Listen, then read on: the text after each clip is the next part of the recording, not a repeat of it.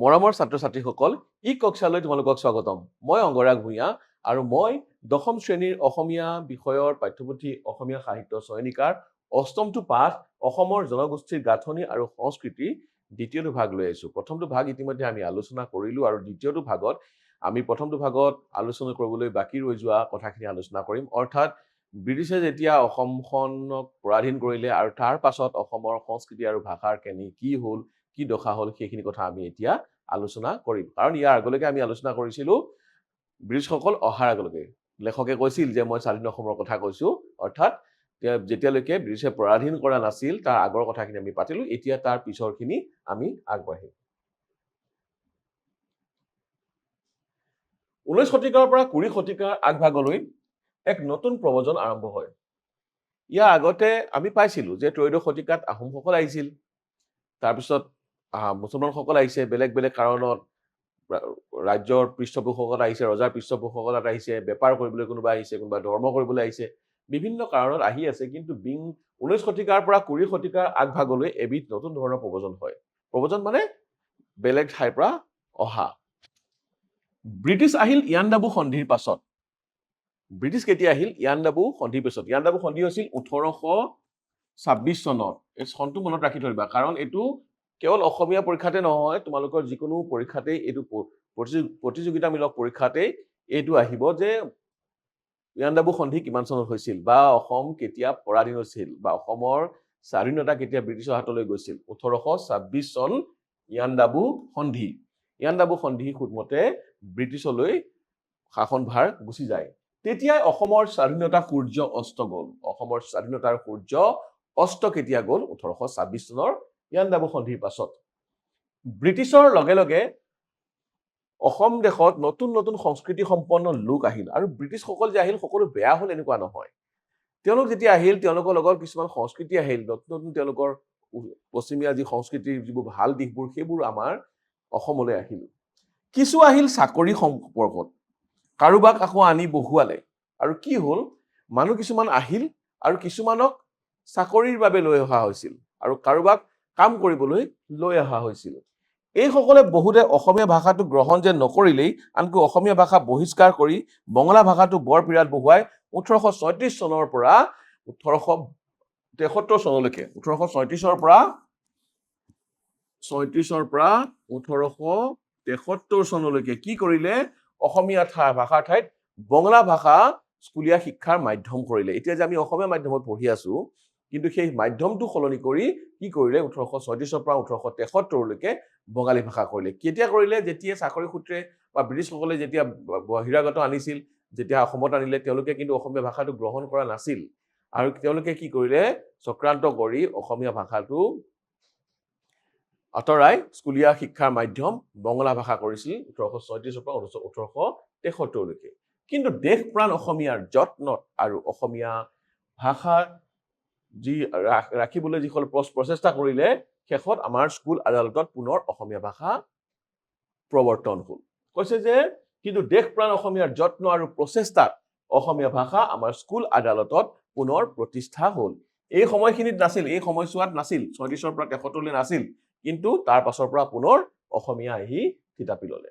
এটা অপচেষ্টাৰ সীমানতে অন্ত পৰিল। এইটো এটা চেষ্টা নহয় জানো যে অসমীয়া ভাষা আঁতৰাই বঙলা ভাষা নিলে? এইটো এটা অপচেষ্টা, বেয়া চেষ্টা, এইটো কুচক্ৰান্ত।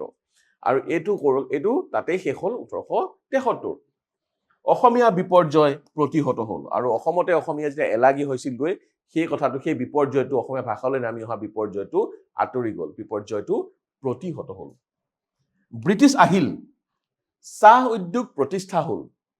আৰু ব্ৰিটিছসকল অহাৰ পিছত অসমত চাহ উদ্যোগ হ'ল, সেই কথাটো তোমাক জানা। অসমত চাহ খেতি কৰিবলৈ শিকালে আৰু লগে লগে নতুন এদল ব্ৰিটিয়াল আহি অসম দেশত বসবাস কৰিবলৈ ল'লে। এওঁলোকে দেহে কেহে খাটি খোৱা চাহ বনোৱাসকল। অৰ্থাৎ ব্ৰিটিছসকল যেতিয়া আহিল, চাহ বাগিচা তেওঁলোকে বহুৱালে, চাহ খেতি কৰিবলৈ শিকালে, কিন্তু সেই চাহ খেতিৰ কাৰণে কিছুমান বনোৱাৰ প্ৰয়োজন হৈছিল। আৰু এই বনোৱাবোৰ ব্ৰিটিছসকলে অসমীয়া মানুহৰ পৰা লোৱা নাছিল, তেওঁলোকে আনিছিল ভাৰতৰ বিভিন্ন ৰাজ্যৰ পৰা। উৰিষ্যাৰ পৰা আনিছিল, বিহাৰৰ পৰা আনিছিল, উত্তৰ প্ৰদেশৰ পৰা আনিছিল। এই চোৱা, বিহাৰ, উৰিষ্যা, মধ্যপ্ৰদেশ আৰু উত্তৰ প্ৰদেশৰ পৰা তেওঁলোক আহিছিল। তেওঁলোক বেলেগ বেলেগ প্ৰদেশৰ পৰা আহিছিল। ভাৰতৰ বিভিন্ন অঞ্চলৰ যে বিহাৰ, উৰিষ্যা, মধ্যপ্ৰদেশ আৰু উত্তৰ প্ৰদেশৰ পৰা আহিছিল। চাওতাল, কুৰ্মী, মুছহৰ, মুণ্ডা, তেলেঙ্গা, হু, ভূমিজ, ওৰাং, তাঁতী, লোহাৰ আদি অসমৰ চাহ উদ্যোগৰ অপৰিহাৰ্য কৰ্মীৰূপে এইসকল অসমত বৰ্তি থাকিল। তোমালোকে উপাধিকেইটা চালে হয়তো বুজি পাবা যে চাওতাল, কুৰ্মী, মুছহৰ, কুণ্ডা, তেলেঙ্গা, হু, ভূমিজ, ওৰাং, তাঁতী, লোহাৰ এনেধৰণৰ মানুহখিনি আহি অসমত থিতাপি ললে আৰু অসমৰে তেওঁলোকে অপৰিহাৰ্য অংগ হিচাপে ৰৈ গ'ল। আৰু চাহ বাগিচাত চাহ বাগানত যেতিয়া কাম কৰা যিসকল বনুৱা আছিল তেওঁলোকে এইসকল লোকেৰেই কামখিনি চলাইছিল। কালক্ৰমত এইসকলে নিজৰ কৃষ্টি সংস্কৃতি কিছু সংৰক্ষণ কৰি হলেও অসমীয়া মাত কথা গ্ৰহণ কৰি থলুৱা লোকৰ আচাৰ নীতি সাজপাৰ গ্ৰহণ কৰি কালৰ সোঁতত অসমীয়া জাতিৰ অবিচ্ছেদ্য অংগ হৈ পৰিল। কৈছে লাহে লাহে নিজৰ কৃষ্টি সংস্কৃতি ৰাখিলে যদিও অসমীয়া ভাষা তেওঁলোকে গ্ৰহণ কৰিলে, অসমীয়া ভাষা গ্ৰহণ কৰি অসমীয়া সংস্কৃতি তেওঁলোকে গ্ৰহণ কৰি তেওঁলোকে অসমীয়া হৈ পৰিল আৰু তেওঁলোকৰ নিজৰ সংস্কৃতিৰ পৰা লৈ অহা কিছুমান সমল অসমীয়া সংস্কৃতিক দিলে। মই এটা উদাহৰণ দিছো, ঝুমুৰ, কৰম পূজা এনেধৰণৰ বস্তুবোৰ তেওঁলোকে অসমীয়া সংস্কৃতিলৈ অৱদান যোগাইছে। অসমৰ আৰ্থিক জীৱনত অৰিহণা যোগালে আৰু অসমৰ যিটো অৰ্থনীতি সেই অৰ্থনীতিও তেওঁলোকে টনকিয়াল কৰিলে। কিন্তু এওঁলোকক শিক্ষা দিয়াৰ কাৰণে কোনো ব্যৱস্থা নোলোৱাত অতি অনগ্ৰসৰ হৈ গ'ল। অনগ্ৰসৰ মানে অগ্ৰসৰ নোহোৱা বা উন্নতি নোহোৱা। কি হ'ল, তেওঁলোক বনুৱা হিচাপে আনিছিল আৰু গতিকে তেওঁলোকৰ শিক্ষাৰ ব্যৱস্থা বৰ ভালকে কৰা হোৱা নাছিল। তেওঁলোকৰ শিক্ষাৰ ব্যৱস্থা ভালদৰে কৰা নোহোৱাৰ বাবে তেওঁলোক বহু বেছি পৰিমাণে অনগ্ৰসৰ হৈ থাকিল। তেওঁলোকে অগ্ৰসৰ হ'ব নোৱাৰিলে, তেওঁলোকৰ বেছি উন্নতি নহ'ল। তেওঁলোকে যেনেদৰে আহিছিল ঠিক তেনেদৰেই থাকিবলগীয়া হ'ল। অসমৰ থলুৱা সংস্কৃতিক খাপ খোৱাত যথেষ্ট পলম হ'ল। তেওঁলোকে যিটো অসমৰ থলুৱা সংস্কৃতি আগৰ পৰা আছিল তাৰ লগত খাপ খাওঁতে সামান্য সময় লাগিল। কাৰণ তেওঁলোকে এটা পৰিবেষ্টনীত আছিল। এই পৰিবেষ্টনী ধৰি লোৱা এইটো এটা উদ্যোগ, এইটো চাহ উদ্যোগ, তেওঁলোকে ইয়াৰ ভিতৰতে থাকে আৰু বাকী অসমীয়া সমাজ বাহিৰত থাকে। এওঁলোকৰ লগত তেওঁলোকৰ সংমিশ্ৰণ হওঁতে সময় লাগিছিল। তেওঁলোকে যিহেতু বাগিচাতে কাম কৰি বাগিচাতে থাকে, গতিকে তেওঁলোকৰ লগত শিক্ষাও বৰ বেছি তেওঁলোকক দিয়াৰ ব্যৱস্থা কৰা হোৱা নাছিল। তেওঁলোকে বাহিৰৰ লগত সংস্পৰ্শ তেওঁলোকৰ কম হৈছিল। গতিকে থলুৱা লোকৰ সৈতে খাপ খোৱাত, থলুৱা সংস্কৃতিৰ সৈতে খাপ খোৱাত তেওঁলোকৰ কিন্তু যথেষ্ট পলম হৈছিল। বিশেষ এটা ঔদ্যোগিক আবেষ্টনীৰ মাজত বসবাস কৰিবলৈ লোৱা কাৰণেও থলুৱা সংস্কৃতিৰ পৰা আঁতৰি পৰিল। সেই কথা কৈছে যে তেওঁলোকে বিশেষ এটা আবেষ্টনীৰ মাজত সোমাই পৰিল। তেওঁলোকে য'ত চাহ বাগান আছে তাৰ মাজতে তেওঁলোকে থাকিল, তাতে তেওঁলোকৰ সমাজখন আছিল। গতিকে তাত সোমাই পৰাৰ কাৰণে তেওঁলোকে থলুৱা সংস্কৃতিৰ পৰা আঁতৰি থাকিবলগীয়া হৈছিল। এইদৰে আহিল অসম চৰকাৰৰ উদ্যোগত ২০ শতিকাৰ চতুৰ্থ দশকত ভাৰতে স্বাধীনতা পোৱাৰ আগতে। এইখিনি চাবা, ২০ শতিকাৰ চতুৰ্থ দশকত মানে ৪০ৰ পৰা ১৯৪৭ৰ ভিতৰত ভাৰতে স্বাধীনতা পোৱাৰ আগতে, ৪৭ত স্বাধীনতা পাইছে তাৰ আগতে কি হ'ল, যেনেদৰে ব্ৰিটিছে চাহ বনোৱাসকল আনিছিল মধ্যপ্ৰদেশ, বিহাৰ, উৰিষ্যা এই ঠাইবোৰ লৈ আহিছিল, ঠিক তেনেকে কি কৰিলে, অসম চৰকাৰৰ উদ্যোগত মৈমনসিংহ আদি পূৰ্ববংগৰ ঠাইৰ লোক তেওঁলোকে আমদানি কৰিলে। অসম চৰকাৰে কি কৰিলে, অসম চৰকাৰে লৈ আহিলে মৈমনসিংহ বুলি এখন ঠাই বাংলাদেশৰ, তাৰ পৰা তেতিয়া বাংলাদেশ নাছিল, তেতিয়া ভাৰতৰে অংগ আছিল, তেওঁলোকে বংগ বুলি কৈছিল। তাৰ পৰা তেওঁলোকে মৈমনসিংহ নামৰ ঠাইৰ পৰা পূৰ্ববংগ বুলি কৈছে, পূবফালৰ বংগ, অৰ্থাৎ বংগখন বহুত ডাঙৰ। এতিয়া আমাৰ ভাৰতত পৰাখিনি হৈছে পশ্চিমবংগ আৰু সিফালে যিখিনি পৰিল সেইখিনি হ'ল, য'ত বাংলাদেশত আছে সেইখিনি হ'ল পূৰ্ববংগ অৰ্থাৎ ইষ্ট বেংগল। সেই পূৰ্ববংগৰ পৰা মৈমনসিংহ নামৰ যিখন ঠাই আছিল সেই ঠাইৰ পৰা মানুহ কিছুমান আনিলে। ধৰ্ম অনুযায়ী এওঁলোক মুছলমান। এওঁলোকে কৃষি কৰ্মত পাৰ্গত লোকৰূপে নগাঁও, কামৰূপ, দৰং, গোৱালপাৰা, এই নগাঁও, কামৰূপ, দৰং, গোৱালপাৰা এই স্থানবোৰলৈ তেওঁলোকক আনিলে, আনি মৰাপাট খেতি কৰোৱালে। কাৰণ তেওঁলোকে খেতি কামত অত্যন্ত পাৰ্গত আছে, অত্যন্ত পৰিশ্ৰমী আছিল। কৈছে যে মাটি ভাঙি বকৰাণীত খেতি কৰি অসমত খেতি কৰা বিবিধ প্ৰণালী আৰু পদ্ধতি প্ৰৱৰ্তন কৰিলে। চৰ অঞ্চল আৰু বাকৰি আবাদ কৰিলে। কৈছে যিবোৰ ঠাইত সাধাৰণতে অসমীয়া মানুহে খেতি নকৰে, বকৰাণী, চৰ অঞ্চল এনেধৰণৰ ঠাইবোৰ তেওঁলোকে আবাদ কৰিলে। তেওঁলোকে সেই ঠাইবোৰ খেতিৰে ভৰাই পেলালে। মৰাপাটৰ খেতি কৰিলে, অন্যান্য খেতি কৰিলে।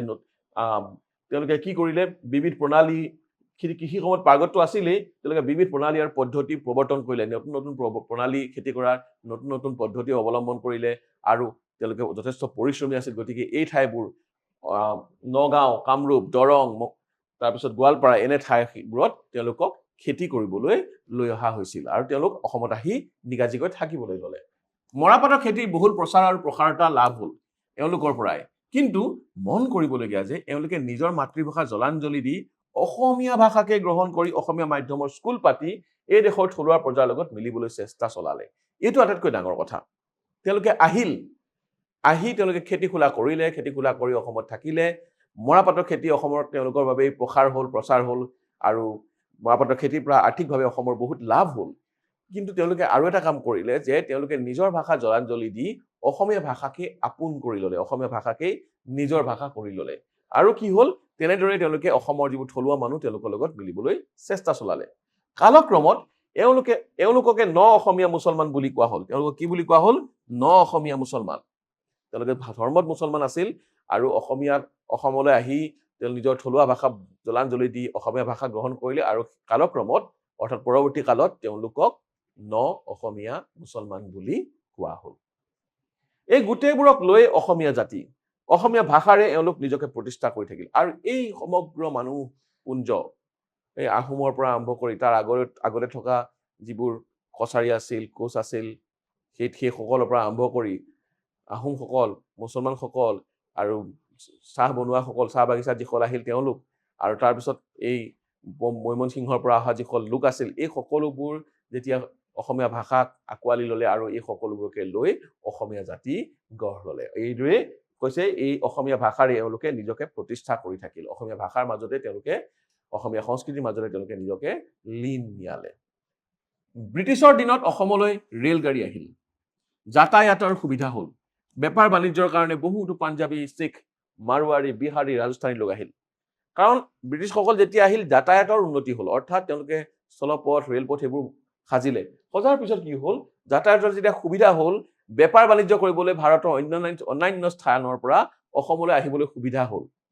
আৰু যেতিয়া সুবিধা হ'ল, সেই সুবিধাৰ কাৰণে পাঞ্জাবী লোক আহিল, শিখ লোক আহিল, মাৰোৱাৰী লোক আহিল, বিহাৰী, ৰাজস্থানী এনেধৰণৰ বিভিন্ন লোক অসমলৈ আহিল। আৰু আহি কি কৰিলে, ওচৰ চুবুৰীয়া দেশ হিচাপে নেপালীসকল আগৰে পৰা অসমলৈ আহি আছিল। আৰু যিসকল নেপালী আছিল, নেপালীসকলো ওচৰতে আছিল কাৰণে তেওঁলোকো আহি আছিল। তেওঁলোকো অসমলৈ আগমন তেওঁলোকৰ আগৰ পৰাই চলি আছিল।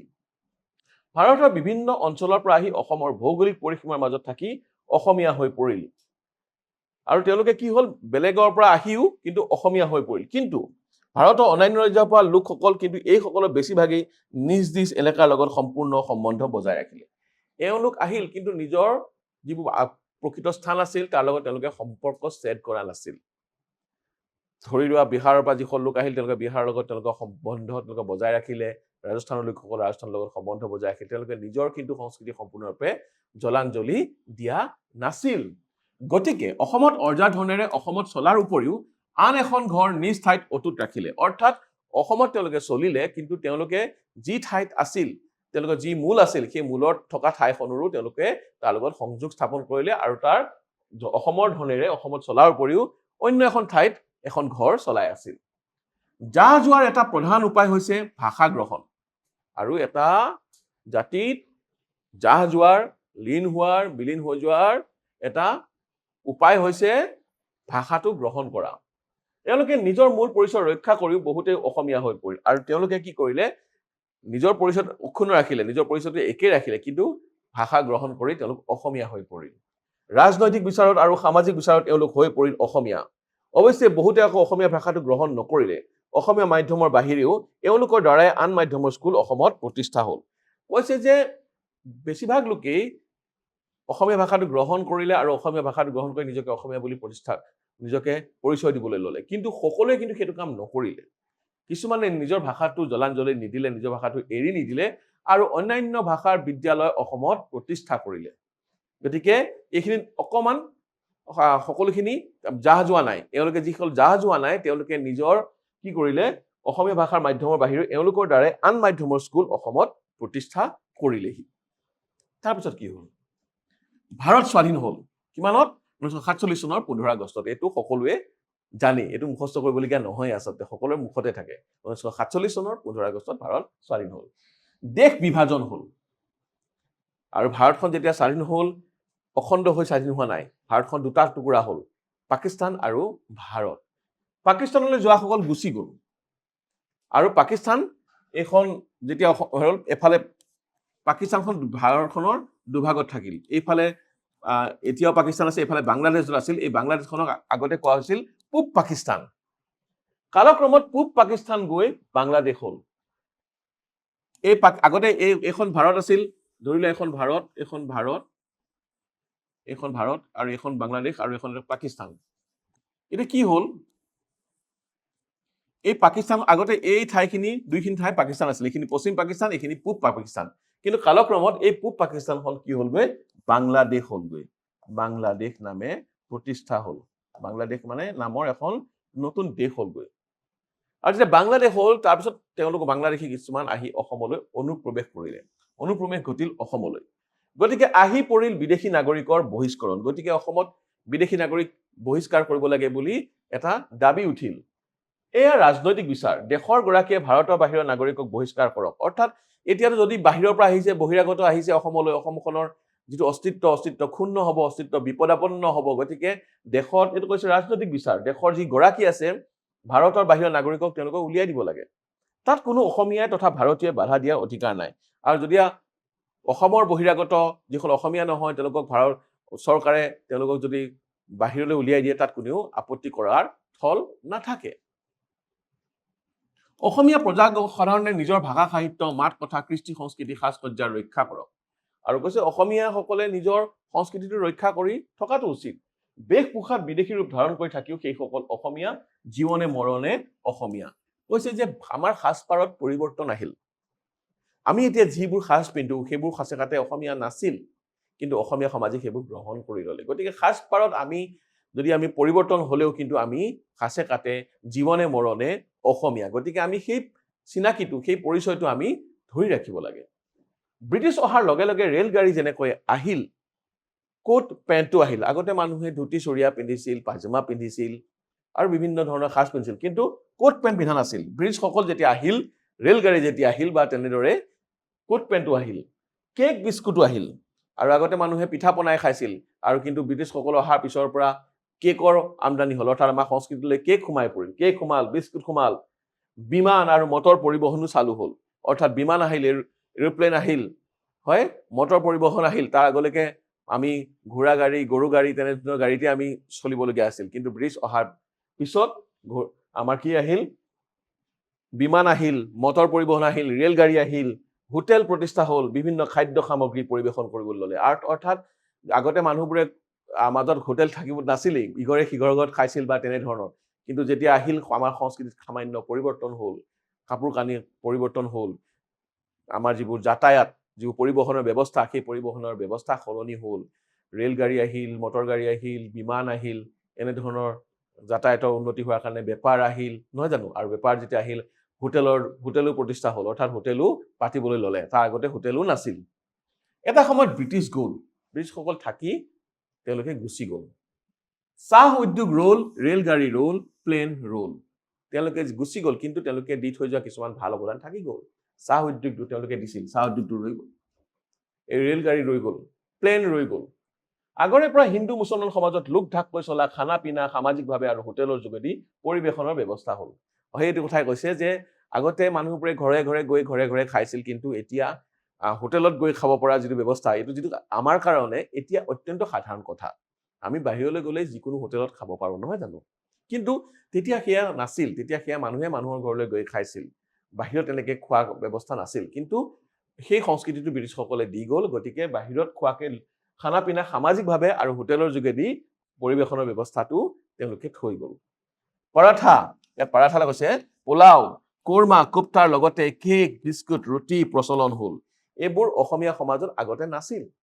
কিন্তু এতিয়া এইবোৰ যে আমাৰ সমাজত নাছিল, সেইটো কথা বিশ্বাস কৰিবলৈ টান লাগে। কাৰণ আমি বাহিৰলৈ গ'লে এই খাদ্য সামগ্ৰী আমাৰ বাবে অত্যন্ত পৰিচিত, আমি এনেবোৰেই খাওঁ। পৰাঠা, পোলাও, কোৰমা, কোপ্তা, লগতে কেক, বিস্কুট, ৰুটি, এইবোৰ হ'ল। বংগদেশৰ পৰা অহা ৰসগোল্লা, লালমোহন, চিঙাৰা আদি নানা মিঠাই প্ৰচলন হ'ল।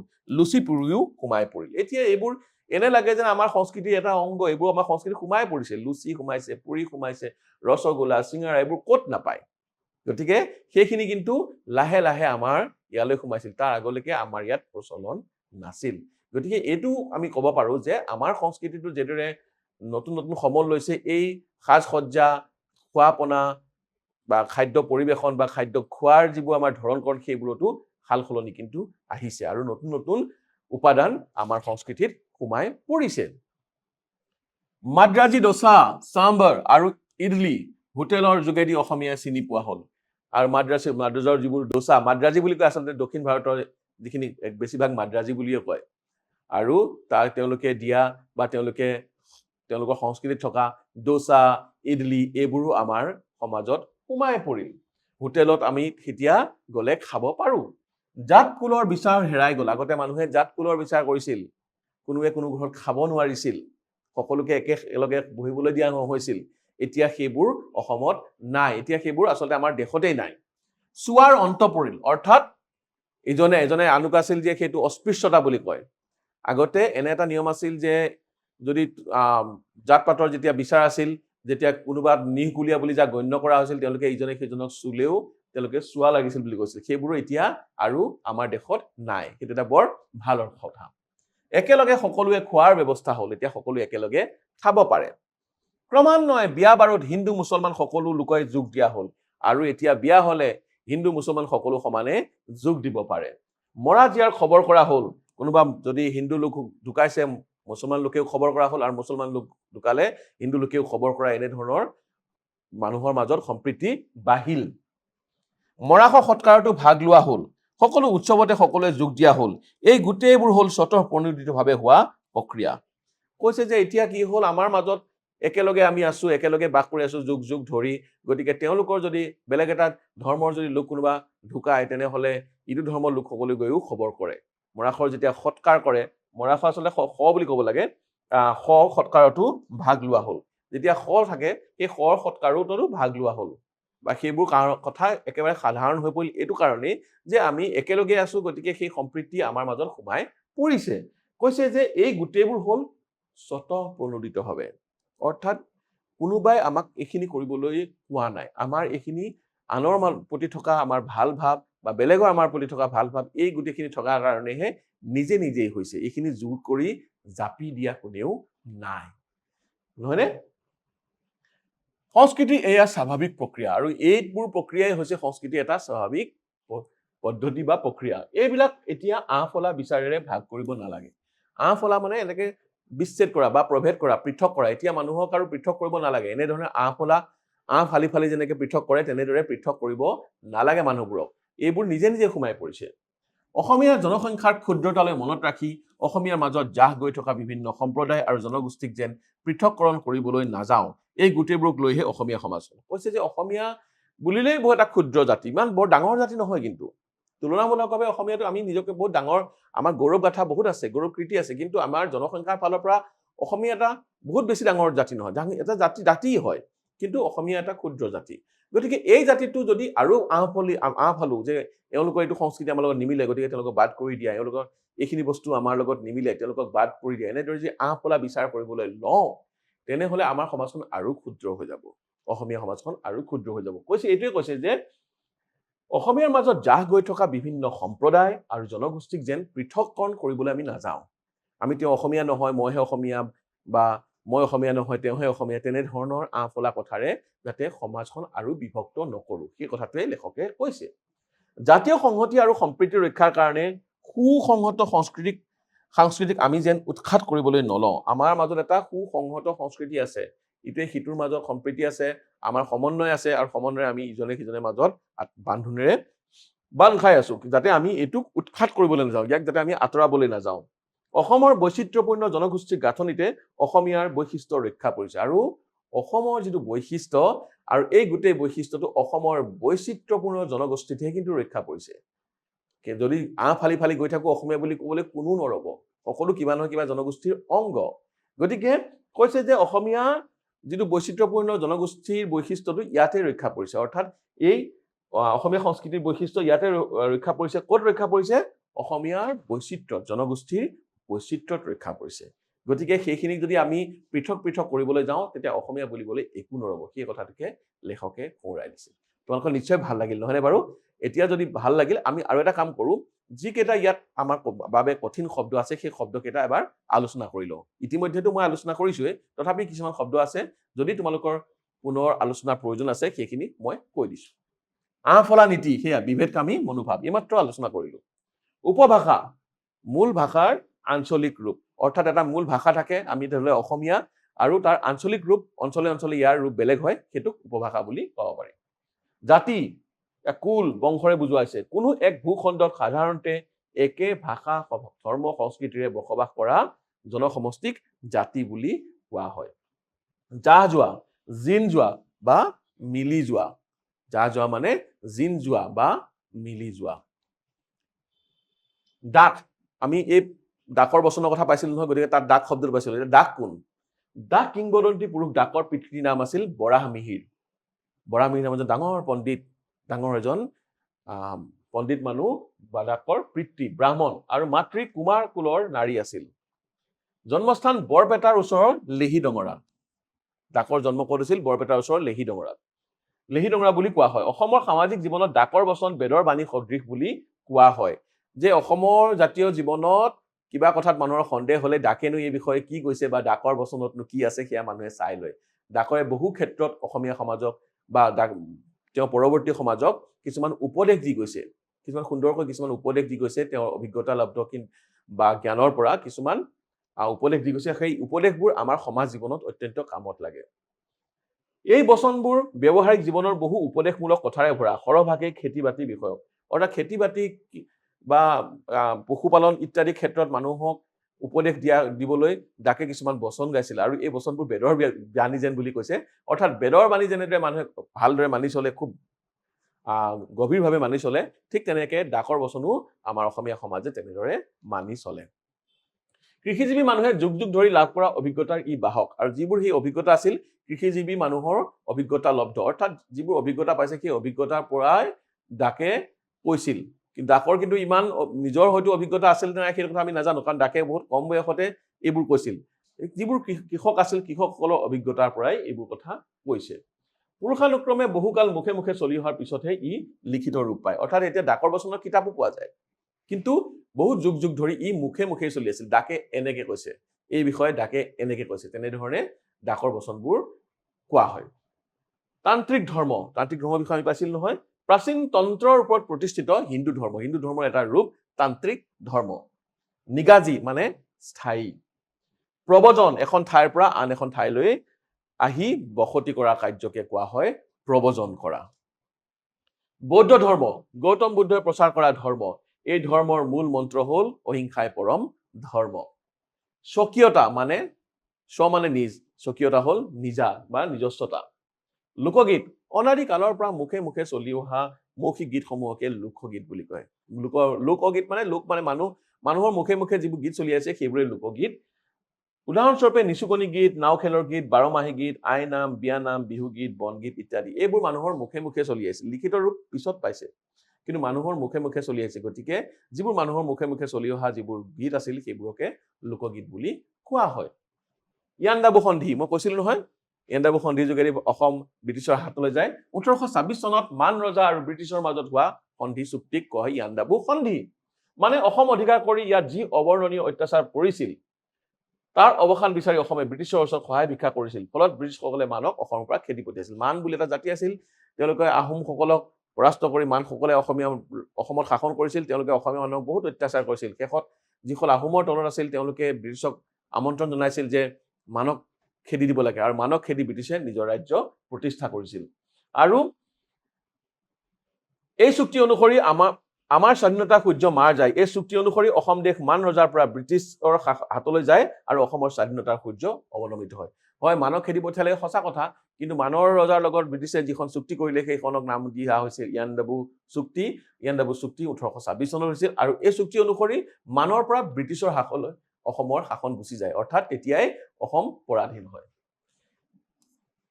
এটা সংস্কৃতি সম্পন্ন জাতি আন এটা সংস্কৃতি সম্পন্ন জাতিৰ লগত যাহ যোৱাৰ ব্যৱস্থাৰ বিষয়ে আমি কোৱা হৈছে যে কোনো দুটা সংস্কৃতি সম্পন্ন জাতিয়ে পৰস্পৰ ভাল লগা ৰীতি নীতি আচাৰ ব্যৱহাৰ সাজ পাৰ ৰন্ধন প্ৰকৰণ ইত্যাদি প্ৰতি আকৰ্ষিত হৈ সেইবোৰ গ্ৰহণ কৰে কোনোবা এটা ভাল দেখি সেইটো লয় ওচৰা-ওচৰিকে যেতিয়া দুটা সংস্কৃতি থাকে বা একেলগে যেতিয়া দুটা সংস্কৃতি থাকে ইটো সিটোৰ পৰা আমদানি হয় দিয়া লোৱা এৰা ধৰা বুলি কৈছিল নহয় সেইটো হয় এইদৰে গ্ৰহণ কৰোঁতে পৰস্পৰ এনেদৰে সংমিশ্ৰিত হৈ পৰে যে ইয়াৰ আগগুৰি বিচাৰি উলিয়াবলৈ টান হৈ পৰে এটা জাতি আনটোৰ লগত মিলি যায় ফলত এটা শক্তিশালী সংস্কৃতি গঢ় লৈ উঠে এনেদৰে দিয়া লোৱা এৰা ধৰা কৰাৰ মাজত এনেকুৱা কি হয় ইয়াৰ গুৰিনো ক'ত আছিল কোনেনো আচলতে আৰম্ভ কৰিছিল সেইটো গম নোপোৱা হৈ যায়গৈ ই উমৈহতীয়া সংস্কৃতি হৈ যায় আৰু এনেদৰেই এটা বৃহৎ সংস্কৃতি জন্ম হয় আৰু ইয়াকে কয় এটা সংস্কৃতি সম্পন্ন জাতি আন এটা সংস্কৃতি সম্পন্ন জাতিৰ লগত যা যোৱাৰ ব্যৱস্থা সংস্কৃতিৰ ৰূপান্তৰ ঘটা আৰু সংস্কৃতি কেনেদৰে সলনি হয় বাহিৰৰ পৰা অহা সংস্কৃতি সম্পন্ন বিভিন্ন জাতিয়ে অসমৰ ভাষা সংস্কৃতিৰ লগত মিলি যোৱাৰ লগে লগে সংস্কৃতিৰ ৰূপান্তৰ হ'ল যে বেলেগৰ যিবোৰ সংস্কৃতি আহিল আমাৰ সংস্কৃতিৰ লগত মিল খাই গ'ল যা গ'ল আৰু তেতিয়া আমাৰ সংস্কৃতিৰ যিদৰে পৰিৱৰ্ধন হ'ল সেইটোৱে সংস্কৃতিৰ ৰূপান্তৰ ঘটা বুলি কৈছে এই ৰূপান্তৰ কোনেও কাকো বল প্ৰয়োগ কৰি কৰা নাই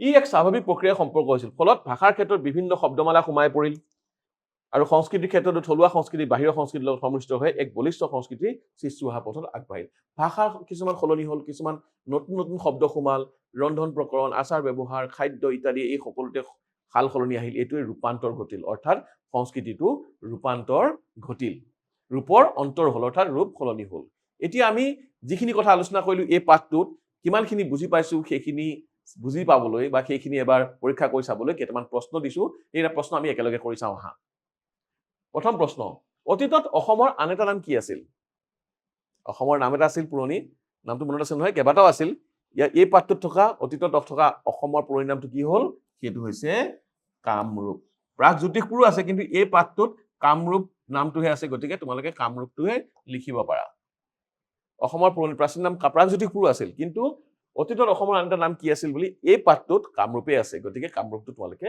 লিখিবা অতীতত অসমৰ আন এটা নাম কামৰূপ আছিল এতিয়া আহো দ্বিতীয় প্ৰশ্নটোলৈ পূব পাকিস্তান বৰ্তমান কি নামেৰে জনাজাত ভাৰত যেতিয়া স্বাধীন হৈছিল বিভাজিত হৈছিল দুটা ভাগত বিভক্ত হৈছিল এটা ভাগ আছিল ভাৰত এটা ভাগ আছিল পাকিস্তান আৰু তাৰ ভাগত পাকিস্তানৰ দুটা ভাগ আছিল এটা পূব পাকিস্তান এটা পশ্চিম পাকিস্তান এই পূব পাকিস্তানক বৰ্তমান আমি কি নামেৰে চিনি পাওঁ বৰ্তমান আমি এই পূব পাকিস্তানক বাংলাদেশ নামেৰে জনাজাত বাংলাদেশ নামেৰে জনাজাত এতিয়া আহো আমি তৃতীয় প্ৰশ্নটোলৈ অসমত স্বাধীনতা সূৰ্য কেতিয়া অস্ত গ'ল এই বিষয়টো এই মাত্ৰ আমি আলোচনা কৰি উঠিছো অসমৰ স্বাধীনতা সূৰ্য 1826 চনত ইয়াণ্ডাবু চুক্তি অহাৰ পিছৰ পৰা ইয়াণ্ডাবু চুক্তিৰ মতে ব্ৰিটিছ অহাৰ পাছৰে পৰা অস্ত গ'ল মনত থাকিব নহয় এটো একেবাৰে মনত ৰাখিবা কেৱল অসমীয়া পৰীক্ষাত বুলিয়ে নহয় তোমালোকে ভৱিষ্যতে যদি প্ৰতিযোগিতামূলক পৰীক্ষা দিবলগীয়া হয় তেতিয়াও এই প্ৰশ্নটো আহিয়ে থাকে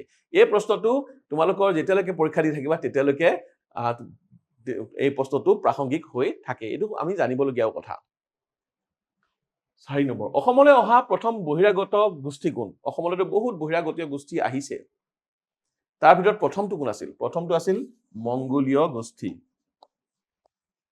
মংগোলীয় গোষ্ঠী অসমলৈ অহা প্ৰথম বহিৰাগত গোষ্ঠী মংগোলীয় গোষ্ঠীবিলাক কোন আহিছিল আহোমসকল আহিছিল ঠিক আছে অসমলৈ অহা প্ৰথম বহিৰাগত গোষ্ঠী আছিল মংগোলীয় গোষ্ঠীৰ আহোমসকল যিকি নহওক আমি প্ৰশ্ন কেইটামান আলোচনা কৰি চালো এই পাঠটোত থকা কথাখিনি কিমানখিনি আমি বুজি পালো তাৰ এটা থুলমূল আভাস ললো যিকি নহওক তোমালোকে নিশ্চয় এই পাঠটোৰ আলোচনাৰ পৰা উপকৃত হৈছা আৰু যদি উপকৃত হৈছা তেনেহলে মোক এতিয়া বিদায় দিয়া কাৰণ ইয়াৰ পৰৱৰ্তী যিটো পাঠ সেই পাঠটোত পুনৰ তোমাৰ সৈতে লগ হ'ম তেতিয়ালৈকে ধন্যবাদ